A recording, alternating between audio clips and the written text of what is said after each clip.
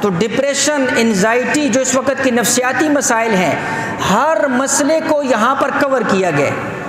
ہر مسئلے سے یہاں پر جو ہے نا جی نجات ہے۔ جو اللہ کے نبی علیہ الصلوۃ والسلام کی اس دعا کو معمول بنا لے، اللہ کے نبی علیہ الصلوۃ والسلام نے فرمایا،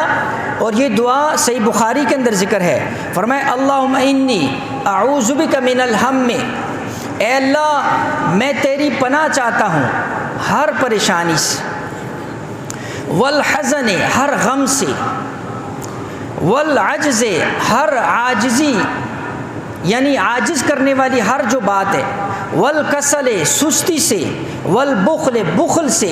والجبن اور اسی طرح بزدلی سے، وضلع الدین قرض کے بوجھ سے، وغلبۃ الرجال لوگوں کے دباؤ سے۔ اب آپ اندازہ کرو کہ اللہ کے نبی علیہ الصلوۃ والسلام نے کیسی، اور یاد رکھو جو دعا سنت سے ثابت ہوتی ہے، جو عمل سنت سے ثابت ہوتا ہے، جو وظیفہ میں کہوں گا،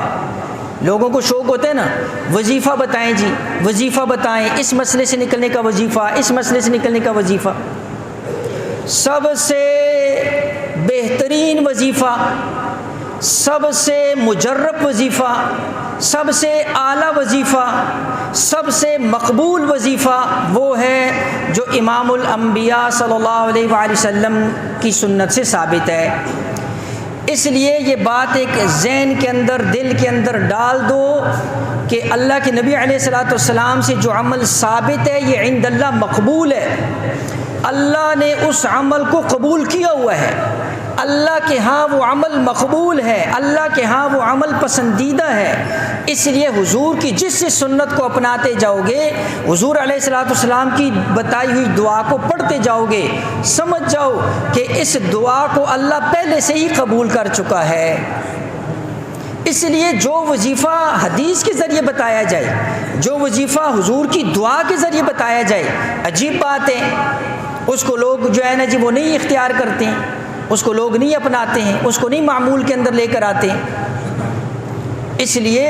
یہ دعا جو ہے کہ اے اللہ میں آپ سے ہر غم، پریشانی اور اسی طرح بخل، سستی، بوجھ،